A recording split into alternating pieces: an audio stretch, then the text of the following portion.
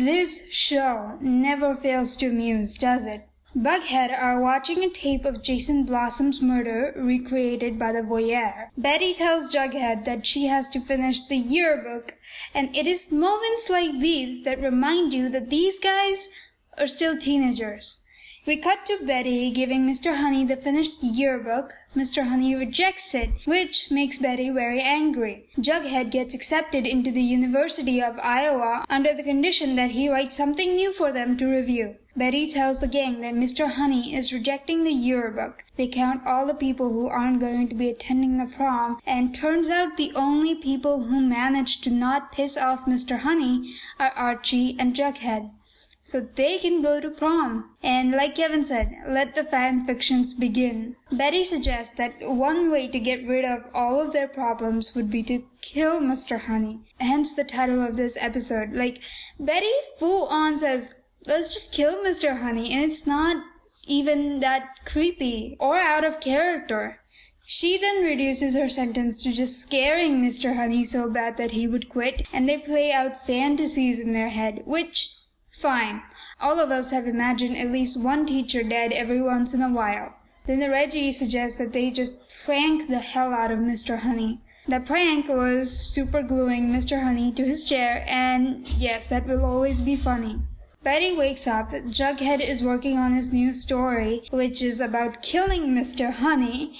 He tells her he already has a few pages done. I have to say, Jughead must be a brilliant writer. First, he's writing a story without any outline, just letting it happen. I know that pantsers do that, but even they have some idea where they want the story to go. This guy just sits on the laptop, starts typing, and there, you have a story. Like that. This show has pulled off many unbelievable things. Not always well done, but they have done it. Either way, the most unbelievable thing about Riverdale would always be how fast Jughead can come up with a story. I have been working on a crime story for a year, and I still don't think it's good enough. But this guy, he just writes, and Betty goes, wow, Jughead, this is brilliant. Every single time.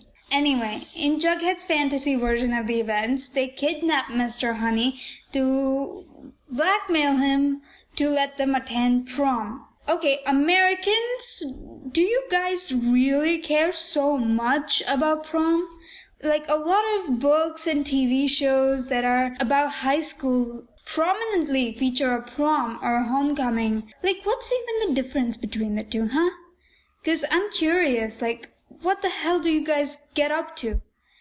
Now, Fantasy Cheryl is the first one on Mr. Honey watch. He tries to get her to let him go by playing at her ego, but it doesn't work. Now, in real time, Kevin informs the gang that Mr. Honey's back. Honey announces that the prom is cancelled until the guilty party is found. Cheryl, always looking out for herself, wants Reggie to admit his guilt and confess. But it wasn't just Reggie who superglued Mr. Honey. Kevin and Archie helped. Everyone is looking at Betty as their resident crime expert for instructions on what to do next. She tells them that she's going to be digging into Honey's past, and all they have to do is just act normal. In Fantasy Riverdale, Mr. Honey is dead, and Veronica asks who has experience burying a body. And all of their hands shoot up, except Reggie, which should tell you everything you need to know about Riverdale, where 6 out of 7 teenagers know how to get rid of a body. In real Riverdale, Betty finds out that Honey has a history of canceling proms, which is such a niche offense. But anyway, Betty says something about getting the right information to the right people and sounds so smart, but basically that means that they're going to complain about it to their parents. And their parents hurry directly to the high school. Mary threatens a lawsuit referencing something that happened in Greendale, which is a town where Chilling Adventures of Sabrina takes place. I recently started watching it after the lockdown started, so I guess something to look forward to? Hiram, as the mayor, threatens he has connections with the governor and the education board. Alice wants to write an article about it, saying how the people of Riverdale would love to read about Honey canceling prom. It's not like there is anything else happening in this town, right? Honey asks FP and Mr. Keller what plans they had, what they were gonna do to him. Turns out they're just a muscle. Honey escorts the parents to talk privately. Jughead shows more pages to Betty, and Cheryl comes in with her fabulous greeting of Hobo and Hobo's wife, and everyone goes to Pop's. Prom is back on. Cheryl says something about how when the adults and the teens work together, they can achieve anything. Alice then starts a speech about how proud the adults were of the children, which, fine, they have been through a lot of shit, a lot of which was Hiram's fault. And Hiram says, even if it doesn't seem like it, all they do is in their best interest. Yes, Mr. murdered a guy and lied to your daughter about it, making her believe you changed, a plot point that is sure to come back and bite everyone in the ass later, but this is Riverdale, so who knows? Though they have been getting better at this writing thing, so again, who knows? In Fantasy Riverdale, Reggie is freaking out. Everyone else is completely calm, discussing prom themes and hanging out, which is completely in character for each and every one of them. In real Riverdale, Kevin tells Bughead that they are being called by Mr. Honey. The voyeur has left a tape of the high school, which allows Mr. Honey to cancel prom again. And Bughead and Charles suspect that it is Honey who recorded the tape. Back to Fantasy Riverdale, Reggie is losing it. Archie has to practically stop him by pushing him into a locker from basically admitting to murdering Mr. Honey. Betty sees Honey in a reflection in the voyeur tape, and Bughead and Charles confront Honey. This is where I remembered that Charles is supposed to be working with Chick for whatever reason. Like, there was this one scene of them in the early part of the season, and it never came back. Did they change their mind about it or something? 'Cause I don't know what happened. When they get out, Betty asks about Jughead's writing. Apparently, he just killed Reggie. So, back to Fantasy Riverdale, which isn't all that different from Riverdale.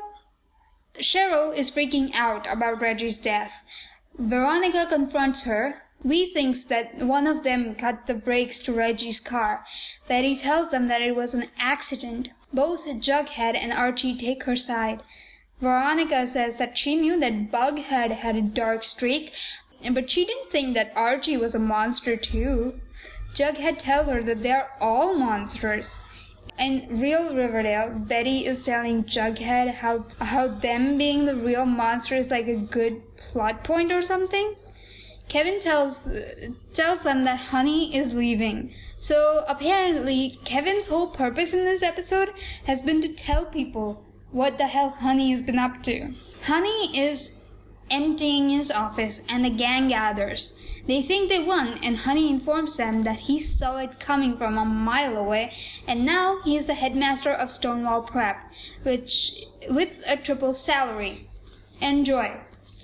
The gang isn't happy about this. They're skulking and talking about Mr. Honey when Mrs. Bell tells them how much of a good person Honey was. The best principal Riverdale High ever had. But don't forget about what happened in the last episode where Honey was looking at that record shop where the voyeur got all his material. Is Mr. Honey the voyeur? It seems like he is. But he would be careful, wouldn't he? Whatever, we'll see. Now, Mrs. Bell gives Jughead a letter that Honey wrote. Later, at home, he opens the letter and the room warps and he has to instantly change what he is writing. So in the writing, he resurrects Honey and takes him to a hospital. Betty reads it and asks why he changed his mind. Jughead tells her that he has been reveling in the pain of others, enjoying it, that all the events of their lives made them into these monsters. He's about to tell what Mr. Honey wrote when Jellybean gives them a new tape. Jughead recognizes the cabin in the tape, and Bughead go there. There is a tape recorder already plugged in. Betty plays it. An artistic recreation of what Jughead had imagined plays of killing Mr. Honey, and there is a voiceover of Honey reading his letter about how Jughead has had a difficult life and that he could achieve something great with the right guidance. Now, I really like that they are having consistent storytelling this season. Not to mention what they are doing with this idea of how much Betty and Jughead love the crime scene. I am actually excited to see what happens next. So I'll see you next time. Sending love. Toodles!